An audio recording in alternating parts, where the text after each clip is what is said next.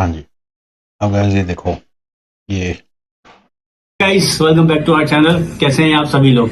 I sounded just like that. सो ये भी एक डिफरेंस है कल्चर का। सो आज हम लोग एक्चुअली बात करने वाले हैं कि यार जब मैं इंडिया से अमेरिका आया था तो मुझे क्या डिफरेंसेस यहाँ पर अमेरिका में लगे थे सबसे पहला। और अगर आप भी अगर ऐसा मूव हो रहे हो तो आप भी क्या एक्सपीरियंस करने मिलेगा, आप लोग ये भी सुन लो। और जो अभी नए नए आए हैं उनके लिए भी एक लर्निंग है। सो खैर अभी ये इतने साल से यहाँ पर रह रही है तो ये थोड़ा और बेटर इसको एक्सप्लेन कर पाएगी इन सारी चीजों को। लेकिन मैंने क्या एक्सपीरियंस किया वो मैं शेयर करूंगा बेसिकली कि यार कल्चरल डिफरेंसेस कितने हैं अमेरिका और इंडिया में। इंटरनेट पे आप लोग चीजें देखते हो, करते हो रील्स वगैरह में, लेकिन एक होता है ना, एक लाइफ आप यहाँ पर रहकर जी रहे हो और वो आप किसी के साथ में बात करके बता रहे हो ना, किसी के साथ में पर्सनली शेयर कर रहे हो, वो अलग होता है। शुरुआत करेगी ये कि अगर आप हमारे साथ पहले से जुड़े हुए हैं तो thank you so much for coming back. और अगर आप नए हैं तो हमारा चैनल है, हम दोनों मिलकर वीडियोस बनाते हैं अमेरिका के रिलेटेड, इमिग्रेशन के रिलेटेड सारे फैक्ट बेस्ड जो इन्फॉर्मेशन है हम वो शेयर करते हैं आपके साथ। और अगर यहाँ की जो भी रियलिटी है, द रियलिटी, याद रखना ये वर्ड, हम वो शेयर करते हैं। सो अगर आपको हमारा कंटेंट पसंद, रियलिटी इनको आप ही नहीं पता होगी। ये बेचारे नए नए आए हैं। जब ये नए नए आते हैं तो एक सर्टन तरीके की एक चीज़ें देखने को मिलती हैं, धक्के खाने को मिलते हैं। बेचारे धक्के खा रहे हैं, इनको क्या पता रियलिटी क्या है, तो क्या पता। तो बेचारे जो गैस स्टेशन पे आते हैं कहते हैं बड़ी बड़ी इमारतें हैं, जिनका दिमाग कम होता है, बड़ी बड़ी इमारतें, ये है वो है। सबको अपने अपने नज़रिए से देखता है। रियलिटी को छोड़ दो, इनको कोई रियलिटी आप ही नहीं पता कि आपको क्या बताएंगे रियलिटी। चलिए कंटिन्यू करते हैं। आता है तो प्लीज हमें सब्सक्राइब करके जाइए। आपके दिमाग में अगर कोई टॉपिक है, कोई क्वेश्चन है तो प्लीज बेझिझक कमेंट सेक्शन में लिखिए। आगे बढ़ते हैं। It's one of my favourite topic. मैं इस चीज को बहुत पर्सनली लेती हूँ। आपका बिहेवियर, आपका एटीट्यूड, आपकी पर्सनैलिटी कितनी मायने रखती है सोसाइटी में, चाहे कहीं भी हो। आप अपने खुद की कंट्री में हो या कहीं बाहर जा रहे हो तो बिल्कुल ज्यादा उससे भी ये है कल्चर। तो जैसे अभी आप इंडिया पाकिस्तान से पहली बार अमेरिका आ रहे हो, किन किन चीजों से आपको शॉक लग सकता है? बहुत सारी चीजें हैं, तो उसको हैंडल कैसे करते हैं? यहाँ की सोशल एक्सपेक्टेशंस क्या है? बहुत अलग है हमारे पीछे घर से। जैसे हम बड़े हुए हैं उससे बहुत ज्यादा अलग है। हमारा तो देखो अब ये वाली बात जो सी है, ठीक है ना, मैं इधर टेस्टिंग भी कर रहा हूँ जरा। चलो हाँ जी कंटिन्यू करते हैं। मकसद ये है कि आपको प्रिपेयर करें, आपको बताए कि डिफरेंसेस क्या है, ना कि कोई बुरा है कोई अच्छा है। हमारा मकसद ये बिल्कुल भी नहीं है, सिर्फ डिफरेंसेस क्या है ये हम आपसे शेयर करें। तो सबसे पहले आता है कल्चरल डाइवर्सिटी। अब इसका क्या मतलब है? जैसे बोल रही है ना, बोल रही है ना, अच्छा बुरा नहीं बताऊंगी, अच्छा बुरा नहीं बताऊंगी। ये बड़ी जल्दी बताएगी, इतना अच्छा बुरा बताएगी। जो रेस्टोरेंट ओनर्स हैं जो यहाँ पे अमेरिका में पहले से आए हुए हैं वो घनचक्कर हैं, और जो नए नए आए हैं घोंचू लाल से, वो इनके लिए बड़े 30 मार खाएं। उनकी इज्जत होनी चाहिए। जैसे कि हम बड़े हुए हैं एक तरह के लोगों के बीच में, जो हमारी तरह दिखते हैं, हमारी तरह बात करते हैं, हमारी तरह उनका बिहेवियर है, उनका जो अपब्रिंगिंग है, जो परवरिश है हमारी तरह है। फिर हम समझो 20, 25, 30 साल की उम्र में या इवन ज्यादा नई सी कंट्री में आ जाते हैं, बिल्कुल नई सी दुनिया है। तो वहां पर हमारा रिएक्शन क्या होता है कि ओ ये लोग अलग दिखते हैं, इनकी स्किन कलर अलग है, इनके बाल अलग है, लोग बात अलग करते हैं। तो ट्राई नॉट टू स्टेयर। तो यहाँ पर क्या होता है कि जो नई नई चीज होती है हम क्या करते हैं, यूजली चीजों को हम घूरते हैं कि ओ वाह ओ यार कैसा है। तो ये घूरना यहाँ पर होता है कि जैसे इसको बुरा माना जाता है। Can be looked at inappropriate, कि जैसे आपने किसी बुरी नजर से देख रहे हो किसी को, या फिर गंदी नजर से देख रहे हो, या फिर डिसरिस्पेक्टफुल नजर से देख रहे हो। सो कोशिश करें कि अगर बताया मुझे अच्छा लगा ये घूरने वाला सिस्टम। ये प्रॉब्लम बड़ी होती है, देशियों को घूरने की बड़ी आदत होती है, देखते रहते हैं घूर घूर के। Yes that's very wrong, that's very rude. अब आप कहते हो कि वो गोरा मेरे साथ रूड था, अरे वो होता आपने पहले कुछ ऐसी हरकत कर दी जो आपके हिसाब से नॉर्मल है लेकिन वो उनके हिसाब से बिल्कुल गलत। तो इसलिए उस तरह की चीज़ें करना बंद करो। ये बिल्कुल सही पॉइंट है। इसने खुद बोला ना घूरते हैं, तो ये बिल्कुल ऐसा ही है। जो बंदे नए नए आते हैं ना उनको घूरने की काफ़ी प्रॉब्लम होती है।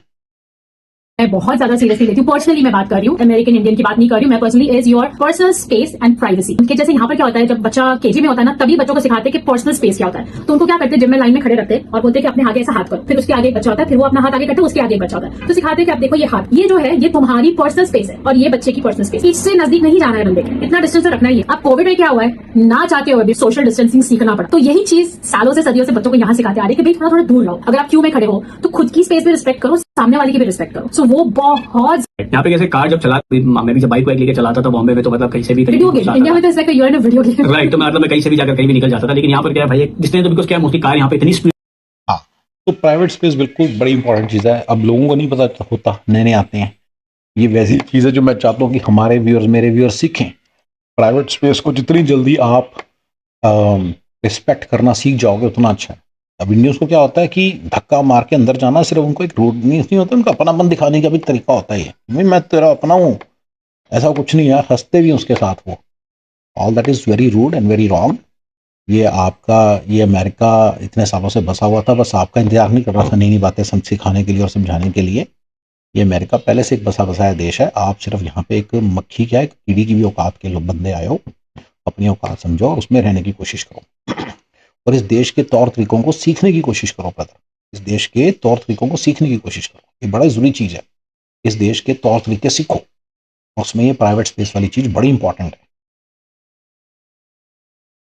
स्पीड में होती है ना, इतनी स्पीड में चलती है हाईवे पर 100-120 से तो कम कोई चलाता नहीं है। बिल्कुल। तो उसके लिए अगर आपको ब्रेक वगैरह मारना है तो यू नीड दैट स्पेस के भाई इमरजेंसी के टाइम पे आप उसको कंट्रोल कर सके गाड़ी को। तो ये मेरे लिए एक नया था कि भाई डिस्टेंस रख के गाड़ी चलाना। अगर आपने स्पीड की है, आपको अगर ये अपने हाथों को स्टीयरिंग पे रख दिया आपका ड्राइवर्स लाइसेंस, अगर आपका लाइसेंस वगैरह कोई बैग वगैरह में रखा है तो आप डायरेक्टली रीच नहीं कर भाई बैग। एनीवे मुझे लगता है कि डिस्टेंस रख के गाड़ी चलाना तो ये तो ना स्टॉप साइन पे रुकना, यील्ड पे करना, सारा जब डीएमए की बुकलेट होती है उसको फॉलो करना और उसके बिना लाइसेंस ही नहीं मिलता जब तक आप ये सब चीज़ें ठीक तरह से नहीं करें। और अगर ये सब चीज़ें ठीक तरह से नहीं करें, इतना लॉ इन्फोर्समेंट के अंदर आता है कि आप पुलिस रोक के आपको अच्छी तरह से सिखा देगी। अगर आप टेल गेटिंग करेंगे, किसी के लॉस चलाएंगे गाड़ी, पुलिस सिखा देगी आपको अच्छा खासा। 600 $700 की टिकटें होती हैं यहाँ पे। इंडिया नहीं है कि भैया कुछ नहीं किया तो 50 से 25,000 25 रुपये का फाइन लगा दिया। यहाँ पे फाइन होते हैं ऐसे $600-700, बजट हिला देते हैं पूरा महीने का। तो बहुत पूरे जानलेवा फाइन्स होते हैं एंड फिर उससे बंदा सुधर जाता है। मुझे नहीं लगता कि ये चीज़ मुझे बताने की ज़रूरत है। ये चीज़ें डीएमवी वाले, पुलिस वाले आपको बड़े आराम से सिखाएंगे। प्रॉब्लम आती है जो चीज़ें वो नहीं सिखा रहे। प्रॉब्लम कहाँ आती है? प्रॉब्लम वो आती है जहाँ पे वो नहीं सिखा रहे। वो एक तो आपको पैसे बनाना नहीं सिखा रहे, जो कि मैं सिखाने के लिए निकल पड़ा हूँ। वो आपको तमीज़ नहीं सिखा रहे, जो मेरे लिए इसलिए इंपॉर्टेंट है, नहीं तो आप कभी भी तरक्की नहीं कर पाएंगे इस कंट्री में। ठीक है ना? इसलिए मैं बार बार आपको इस वीडियो के अंदर वो बातें बता रहा हूँ जो कि आपके लिए बड़ी ज़रूरी हैं for you to be able to prosper in this country. ठीक है? पुलिस भी आपसे रिस्पेक्टफुली बात करेगा, बिल्कुल। बदतमीजी में बात नहीं करेगा आपसे, बिल्कुल। एकदम प्यार से आपको समझाएगा। आप अगर उससे आर्ग्यू करेगा तो फिर वो कोई भी इंसान आर्ग्यू करेगा, लेकिन एक लिमिट में भाई। फिर वो यहाँ पे ज्यादा बातचीत नहीं करते हो, सीधा चिट्ठी फाड़ के दे देंगे, बोलेंगे ये लो डॉक्टर की चिट्ठी, जाके दवाई खरीद के आओ। डॉक्टर जज डॉक्टर जज मतलब टिकट दे देगा कि भाई इतना इतना फाइन भरो। उसके बाद यहाँ पे वेदर, जब मैं अमेरिका आया ना जब पहली पहली बार, तो मैंने वहां से इतने ठंडी के कपड़े वगैरह लाया नहीं था, लेकिन जब यहाँ पे आया ना तो और मैं दिसंबर में आया था, इतनी ज्यादा स्नो वगैरह भाई यहाँ पे। फॉल मतलब एकदम प्रॉपर फॉल का सीजन, मतलब ये तो मेरे लिए एकदम नया था। इंडिया में था तो मतलब फॉल का सीजन होता था, क्या होता है वहाँ पर क्या है, थोड़ा उसको भी एंजॉय करता हूँ भाई, मतलब वेदर अच्छा है। फिर वेदर होती है या फिर सिर्फ सीधा होती है गर्मी। अभी क्या वो टेम्परेचर एकदम माइल्ड रहता है। तो ठंडियों में अगर आपको कुछ थोड़ा गर्मी मिल गई तो मस्त वेदर है, गर्मियों में अगर थोड़ी ठंडी मिल गई तो मस्त वेदर। जो लगता है वो है हमारा देसी खाना। मुझे यहाँ पर हो गए 25 साल से ऊपर। आज ठीक है, तो ये बिल्कुल सही है, पर वेदर मेरे हिसाब से इतना आगे हिट नहीं करा। सिर्फ ये कि अगर आप ठंडी में आए हो तो ठंडे कपड़े लाना बहुत ज़रूरी होता है। ये बड़ी नॉर्मल चीज़ है कि लोग इंडिया से ठंडे कपड़े लाते हैं थिंकिंग कि बड़े काम के कपड़े हैं, लेकिन इंडिया की ठंड होती है 2%, 3%, 3 डिग्री 2 डिग्री। यहाँ की डिग्री होती है -20 -30 डिग्री। मैंने कई बार आंटियों को बड़ा जिद करते देखा है, जी मैं तो जी साड़ी में ही जाऊंगी बाहर। अरे भैया, ये वो इंडिया नहीं है। वो कहते नहीं मैं तो हमेशा ठंड में साड़ी में ही निकल जाती हूँ बाहर। अरे भैया, इंडिया वाली ठंड नहीं है ये, इसमें फ्रॉस्ट बाइट हो जाता है, इसमें पंगे पड़ जाते हैं। तो इसलिए ये एक बड़ी इंपॉर्टेंट चीज़ है जो वैसे ही आप जानें। तो this is I commend this people to bring this point. आज तक बाय गॉड आज तक एक रेस्टोरेंट ऐसी नहीं मिली, करना ही पड़ेगा। अमेजिंग पाव भाजी एंड अमेजिंग वेजिटेरियन फूड, ये वो। और मैं स्टार्ट करी बाइट, उसने 2-3 बाइट दी, like it's okay and I was like नहीं यार ये भी बहुत अच्छा लगेगा। बिल्कुल से वहां का ही मिलेगा। तो मतलब ये अगर आपको त्योहार का मजा लेना देखो बच्चों, इंडियन फूड का वो जो मज़ा है ना, इंडिया में जो आता है स्ट्रीट फूड का, उसको जितना ज़्यादा भूल जाओ उतना अच्छा है। ये मैं आपको एडवाइस दे रहा हूँ मेरे व्यूअर्स को। भाई, हम सक्सेस पाने के लिए निकले।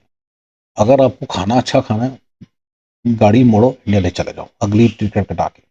अगर आप क्लास 1 हो और आपको अच्छा लगता है कि भैया मेरे को अच्छा खाना मेरा रह गया इंडिया में, तो वापस चले जाओ। खाना बनाने वाली भी नहीं मिलेगी और अच्छा खाना भी नहीं मिलेगा, भूल जाओ सब। जितनी जल्दी भूल सकता है उतनी जल्दी भूल जाओ। ठीक है? यहाँ पे जो खाना बनता है टिपिकली सारे रेस्टोरेंट में एक जैसा सही बनता है, ब्लैंड सही होता है। थोड़ा बहुत आप बोलो जी माइल्ड मीडियम स्पाइसी से स्पाइसी बना देंगे, कभी कोई खास फर्क नहीं होता, ज़्यादा स्वाद नहीं होता है यहाँ का खाना। इंडिया वाला तो आपको कभी नहीं मिलेगा। आप कहेंगे आपके पास बड़े सक्सेस फॉर्मूले के हिसाब से आपके सामने, और मैं ना अपना स्टॉल लगा लेता हूँ, बड़ा फेमस हो जाएगा जी गोलगप्पों का स्टॉल, ये स्टॉल। ये बेवकूफ़ों वाले आइडियाज़ हैं। मैं इनको किसी सेपरेट वीडियो में डिबंक करूंगा कि इस तरह के आइडियाज़ को अपनी जेब में रखो, इसका कोई फ़ायदा नहीं इस कंट्री में। इस कंट्री के अंदर बहुत सारी regulations, rules, fines, penalties, fees हैं जिसको फॉलो करना पड़ता है, और उससे वो धीरे धीरे ये कंट्री आपको जो मौका क्रिएट कर रहा है वो मतलब कि उसमें ये सब चीज़ें फिट नहीं बैठती। लाइबिलिटीज़ भी हैं, इंश्योरेंसेस भी हैं, वो सारा देख के कोई बिजनेस का आप क्रिएट करते हो। मैं जो आपको बिजनेस आइडियाज़ दे रहा हूँ दे आर बेसिकली अमेरिकन। वो मतलब वो आपको प्रॉस्पर करने में हेल्प करेगी, आपको कोई खास प्रॉस्परस नहीं बनाएंगे। ठीक है ना? ये याद रखना इस बात को। मैं कई बार देखता हूँ बेचारी आंटियाँ कभी गोलगप्पे का स्टॉल लगा लेती हैं, कभी कोई और स्टॉल लगा लेती हैं, कभी कुछ लगा लेती हैं, कभी कोई। ऐसा फ़ायदा नहीं होने वाला है। कुछ वॉन्ट मेक यू रिच। छोटा थोड़ा सा बस कोई रोटी पानी चल जाएगा। वही मैंने बताया था ना, $10-12 बनाना कोई बड़ी बात नहीं पर हेड। ये दोनों हस्बैंड नहीं बना रहे बाय द वे, मुझे पता चल जाता है शक्लें देख के। ये दोनों हस्बैंड आर के इन अमेरिका ना, they are not making for $24,000 a month yet. They should stop doing all this and start following my channel, ताकि इनको पता चले भी कैसे $24,000 पर मंथ कमाने। दोनों की वैल्यू $24,000 इजीली बना सकते हैं, पर बना नहीं रहे होंगे, मुझे पक्का पता है। ये शक्लें देख के मैं बता देता हूँ कौन सा बंदा बना रहा है, कौन सा नहीं बना रहा है। ये नहीं बना रहे। तो तरीका है ना, जो ये लल्लू से इंडिया के जो बिजनेसेस हैं, इनसे जो ये आपके आइडियाज़ हैं ना, इससे आप 5-5, 2-2, 4-4, 3-3 हज़ार कमा सकते हो महीने के। बस पर हेड दो हस्बैंड वाइफ मिलकर 4-5 हज़ार कमा लिया। तो वो याद रखना कि ये इस तरह के बिजनेस हमने नहीं खोलने, हमने प्रॉपर बिजनेसेस खोलने। और मैं आपको बता रहा हूँ धीरे धीरे अपने सक्सेस फॉर्मूले में, कंप्लीट सक्सेस फॉर्मूले में, कि कैसे आपने बिजनेसेस खोलने हैं जिससे कि आप यहाँ पे प्रॉस्पर करें और अपने वो मिनिमम $12-13 पर मंथ पर हेड, और हो सके तो 500,000 per year, and then $1 million formulas भी, मैं आपको $1 million ईयर फॉर्मूले भी बता रहा हूँ, राइट। तो और हमारा गोल है कि $1 million पर ईयर तक जल्दी जाए, राइट। तो आप मंदिर चले जाओ अगर दिवाली वगैरह का मजा है ना, यहाँ पर नहीं पहले जहाँ पे और दूसरे मतलब कल्चर का मतलब रिलीजन का और त्योहारों का तो मजा नहीं आता। अरे यार डिपेंड, अभी आप नहीं अपनी लाइफ को। इसमें भी आपकी खुशी है, आप बिल्कुल से कर सकते हैं, आपको पूरा फ्रीडम। हाँ, तो यहाँ पे त्योहारों का कोई मजा नहीं है, बिल्कुल सही है। त्योहार बड़े ब्लैंडली मनते हैं। होली, दिवाली, होली पे ऐसे मंदिरों में होली का कर देते हैं, थोड़ा बहुत ऑर्गेनाइज कर देते हैं, वहाँ पे 4 चुटकी कलर ले जाके एक दूसरे को लगा दिए, थोड़ा थोड़ा। इंडिया वाला मजा आपको कभी भी नहीं आएगा। अगर आपको त्योहार का मजा लेना है, यू टर्न लो और इंडिया चले जाओ, कोई फायदा नहीं। यहाँ पे किसी त्योहार का कोई मजा नहीं आने वाला। इनकी बहुत सारी रिस्ट्रिक्शंस हैं, इनके बहुत सारे तरीके हैं, उसी से चलना पड़ता है, और वो फिर उसमें फिट नहीं बैठता हमारा। क्रिसमस के अंदर ये भी इन लोगों के खुद के जो त्यौहार हैं, इन्होंने वो भी चेंज हो गए हैं, डिस्टॉर्ट हो चुके हैं। अब ये बड़ा ही उनका एक बंद सा एक तरीका बच गया है, उस तरह से करते हैं, बड़ी मोनोटोनस और प्लास्टिकली करते हैं। कोई खास उसमें ऐसा नहीं है कि मतलब एज ए साइड त्यौहार का मज़ा भूल जाओ, दिवाली का मज़ा भूल जाओ। कोई एक सिटी होगा जो फायरवर्क्स लाओ कर देगा, तो थोड़ा बहुत बस लोग फायरवर्क्स करेंगे। फिर बच्चा फिर पता है क्या होता है, यहाँ पे ना कॉस्ट टू सैलरी रेशो ना बहुत ही ज़्यादा गंदी है। हाँ, ये ना हमें लगता है कि बंदा इतने कमा रहा है, $10,000 कमा रहा है, इतने कमा रहा है। पटाखे खरीदने जाते हैं ना बेचारे, $10 का एक पटाखा, उसको लाने की कॉस्ट, उसकी डिस्ट्रीब्यूशन, ह्यूमंस आर इन्वॉल्व। जैसे आप ह्यूमन वैसे वो human, they all make money. उसके चक्कर में एक एक पटाखा, छोटा छोटा पटाखा $20 का हो गया। 10 बड़े पटाखे खरीदे, $200 चले गए। सारा महीने का बजट हिल गया। तो मैं आपको इन चीज़ों से ऊपर ले जाऊंगा। मेरा सक्सेस फॉर्मूला क्या कहता है, $24,000 पर मंथ की लाइफ तक कैसे पहुंचना है। 2 बंदों को उसको बीट करके 250 के लगा लो, इजीली रहेगा बात करना हमारा। उससे 500 के तक कैसे क्रॉस करना है, फिर 1 मिलियन कैसे क्रॉस करना है। 1 मिलियन का एक मैजिक नंबर पर ईयर हमें क्रॉस करना है, बहुत जरूरी है हमारे लिए। और मेरे सारे फॉर्मूला इसी चीज़ के बारे में है। बट हाँ यार, फेस्टिवल्स का फिर भी वो मज़ा नहीं आएगा, जितना मर्जी पैसा कमा लो, लेकिन वो मज़ा तो नहीं आएगा। एक टॉपिक पे हम लोग कुछ दिन पहले ही बात कर रहे थे कि यहाँ पर कैसा है, जैसे dating and relationship culture, and actually shows और मूवीज वगैरह देखते हैं टीवी पे आजकल अबाउट इंडिया, सो मच, तो वहां पर भी काफी ज्यादा कुछ हद तक एडवांस हो चुकी है ये चीज भी, डेटिंग एंड रिलेशनशिप काफी ओपन माइंडेड हो चुके हैं लोग, एक्सेप्टिंग हो गए हैं। बट आई थिंक अभी तक ये अमेरिकन कल्चर तक पहुंचे नहीं है, बट स्टिल काफी हद तक ओपन माइंडेड भी नहीं है आजकल, और यहाँ भी वही है, it's not just in India. So जब हम डेटिंग की बात करते हैं तो यहाँ पर तो लाइक बच्चे यार 8-8, 10 यार ये मेरी गर्लफ्रेंड है, आज मैं वहां तक की बात पहुंची है ना, इसलिए लोग चुप के करते हैं। बट खैर यार, सबकी फैमिली की ना प्रेफरेंस अलग होती है, लेकिन यहाँ के कल्चर में इन लोगों के लिए कॉमन है, गर्लफ्रेंड बॉयफ्रेंड। तो पेरेंट्स बल्कि छोड़ने जाते हैं कि अगर देखो मूवी थिएटर जाना है तो चल मैं तेरे को छोड़ के आती हूँ तेरी गर्लफ्रेंड के पास या तेरे बॉयफ्रेंड के पास। नेक्स्ट इस पे चलते हैं स्पोर्ट्स। अब अपने यार इंडिया में या पाकिस्तान में क्या होता है, क्रिकेट की बात निकली तो मतलब सपोज अगर कोई भी टॉपिक किससे भी कुछ भी बात करें तो क्रिकेट निकाल लो भाई। यहाँ पे क्रिकेट निकालोगे तो भाई वो तो आपको 50 सवाल ही पूछेगा भाई कि क्या होती है, बैटिंग करना क्या होती है। बिल्कुल सही है। अमेरिका के अंदर, कनाडा में भी शायद ऐसी हो, ऑस्ट्रेलिया में नहीं ऐसे है, यूके में भी ऐसे नहीं, क्योंकि वो लोग तो क्रिकेट प्लेइंग नेशंस हैं। लेकिन कनाडा और यूएसए में जितनी जल्दी आप भूल जाओ कि आप क्रिकेट खेलते थे, क्रिकेट एक गेम हुआ करती थी, उतना ही अच्छा है। और यहाँ पे गेम होती है फुटबॉल, जो बहुत ही घटिया सी गेम होती है। मैं साफ बोल रहा हूँ, खुद बोलता हूँ, बहुत ही घटिया गेम होती है। जितना उसको समझ जाओ कि फुटबॉल क्या है, किसने किसको, वही पास देना है, वहीं से स्टार्ट होती है गेम साली। इनकी गेमों में ना खास बात गेम ने उसको सारा रस निकाल के, सारा जूस निकाल के, सारी लूदड़ी निकाल के, छिलका सा गंदा सा जो रह गया ना, सॉकर इतनी बढ़िया गेम उसका फुटबॉल बना के, जो इतनी घटिया सी गेम बना के छड़ दिया। क्रिकेट इतनी बढ़िया गेम, इतने रूल्स उसमें, इतने प्यारे प्यारे रूल्स, इतना मजा आता है उसको देखने में, खेलने में, उसके रूल्स को समझने में, उसकी इंट्रिकेसीज को समझने में। इन्होंने सारे रूल सब निकाल के घटिया सी गेम बना दी, छक्के चौकों वाली गेम, सिर्फ छक्के वालों गेम, चौके भी नहीं, छक्कों वाली गेम। बेसबॉल फुल टॉस इतना लाउड है, जो हमारे क्रिकेट की सबसे घटिया बॉल होती है। बट 24 साल बाद भी आज भी मेरे को ये तो मैं नहीं भूल सकता कि कि क्रिकेट का जो मजा है वो बेसबॉल में नहीं है और फुटबॉल में नहीं है, लेकिन जितनी जल्दी आप ये भूल जाओ उतनी जल्दी आप सक्सेस के लिए पोजीशन हो जाओगे, ठीक है ना। क्योंकि सक्सेस यहाँ पे अगर आपने डायरेक्ट मार्केटिंग मेथड से, कोई भी डायरेक्ट सेल से, अगर तो आपने ठेला लगाना है फुद्दू सा कोई, जैसे हमने अभी बात की थी, अगर आपने चाय भटूरे का ठेला लगाना है 2-3 हजार कमाने, फिर नहीं। अगर आपने बड़ी सक्सेस हासिल करनी, let's say you want to sell IT products, let's say you want to come across people and make presentations, you better know sports, because these guys worship sports like anything, and they talk about football number one, basket number two, baseball number three, basketball and ice hockey थोड़ी बहुत ही, ये 3-4 हैं। Canada में शायद ice hockey number 1 है, doesn't matter. आपको इनका number 1 sports सीखना पड़ेगा, समझना पड़ेगा, उसमें इंटरेस्ट लेना पड़ेगा। चाहे आप थू करके खा रहे हैं, खाना पड़ेगा एक दिन। तो इसलिए इसको शुरू वाले दिन से ना एंजॉय करके खाना स्टार्ट कर दो जितनी जल्दी हो सके। और क्रिकेट को ना जो क्रिकेट के चैनल है ना उनको डिलीट कर दो, ऑफ नो यूज, ट्रस्ट। 3-4 दोस्त इंडियन फ्रेंड्स, 10-15 दोस्त इंडियन फ्रेंड्स इकट्ठे हो जाएंगे, कभी कभी मास्टरबेट कर लिया करेंगे, उसके अलावा इसका कोई यूज नहीं है, इसका कोई यूज नहीं है क्रिकेट का। अगर आपने यहाँ पे पैसा बनाना है, सेल करना है कुछ, you have to know sports, क्योंकि ये गोरे ना स्टोरीज के बड़े हुए हैं, दे लव स्टोरीज। जो पिछले दिन हुई हो ना स्पोर्ट्स में, जो होता है अगले दिन बैठ के सारे बात करते हैं, जो जितना बात करेगा उतना बेटर सेल करेगा। लंच पे यही बात होगी जब आप लंच पे लेके जाओगे अपने क्लाइंट को। तो अगर आपने डायरेक्ट सेलिंग वाला कोई भी मॉडल ढूंढना है तो आप याद रखिएगा, मिलियन डॉलर के काफ़ी सारे फॉर्मूलों में जिसमें डायरेक्ट सेलिंग इन्वॉल्व है, वहाँ पे याद रखना फुटबॉल और बास्केटबॉल और बेसबॉल आएंगी, उसका पार्ट है। चाहे मैं बताना भूल भी जाऊँ उस वक्त, याद रखिएगा ये पार्ट है। तो स्पोर्ट्स के अंदर ये डिस्कशन करना एक बड़ा इंपॉर्टेंट फैक्टर, और ये लोग यही खेलते हैं, ये घटिया सी गंदी सी गेम्स ही खेलते हैं, कुछ नहीं खेलते इसके अलावा।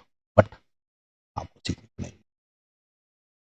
बॉलिंग करना, फील्डिंग करना, अंपायर, विकेट। तो यहाँ पे अगर आपको किसी के साथ में कॉन्ट्रोल की और बास्केटबॉल, वो जो रग्बी जैसा रहता है मैं जान लो, और भाई एक हो गया भाई वगैरह, इतनी आती है बास्केटबॉल ले रहा था भाई। आपकी कोई ओपिनियन है किसी पार्टी को लेकर, भाई आप अपने तक रखो। किसी को बोलोगे ना भाई इंसान है ना बहुत सेंसिटिव है ना, झगड़ा करने लग जाएगा आपके, और यहाँ पे तो खून भी हो जाता है भाई, मारा मारी हो जाती है। तो जब मैं आया था कनीज ने मेरे को पहले बोल दी थी कि रेहान किसी से ना पॉलिटिक्स के बारे में बात मत करना। नहीं, पॉलिटिक्स एंड रिलीजन, हाँ, ये दो चीज है, ये दो टॉपिक है that you do not want to discuss with anybody. Family में बैठे बैठे झगड़े हो सकते हैं इस चीज पे, तो सोचो बाहर वाला क्या ही रिएक्ट करेगा। सो ये दो चीज है, ये दो टॉपिक है, बिल्कुल भी मत छेड़ना किसी के भी साथ। और अभी इस पे से मैं एक बात बताऊं, मैं यहाँ रह चला वो सुटेबल तो केस ठोक सकता है आपके ऊपर, एंड फिर वो लीगल फीस और कोर्ट और ये और वो लग जाओ उसके अंदर। So be very very very careful. Moving violations मतलब anything related to with your driving, कैसे करके आपको टिकट्स मिल सकती है, बताएं। आंसर पूछते रहते हैं स्टोरीज वगैरह में। आज के वीडियो के लिए इतना ही था, जैसा कि हम हर बार कहते हैं। थैंक यू इस वीडियो को पूरा देखने के लिए, और बहुत जल्दी मिलते हैं एक नए वीडियो में, जैसा कि हम हर बार कहते हैं। तब तक के guys stay safe, stay very positive and stay happy guys. भैया ठीक है गाइस, बिल्कुल सही है, काफ़ी चीज़ें सही बता गए। इनका एक और वीडियो ढूंढता हूँ मैं, उसका करता हूँ, आपको रिव्यू देता हूँ। बहुत तगड़ा वीडियो, उसमें इन्होंने बेचारों ने अमेरिका के रेस्टोरेंट ओनर्स को बताया, बोला हुआ है अमेरिका से नए नए आए ना लोग, उन लोगों को बचाने की बातें कर रहे हैं। अरे भाई चलो उसके बारे में बाद में करते हैं, ठीक है गाइस। मेरा वीडियो इतना ही रखता हूँ मैं, क्योंकि एक वीडियो पे एक ही वीडियो बनाता हूँ, दैट्स इजी, ठीक है। ओके जी।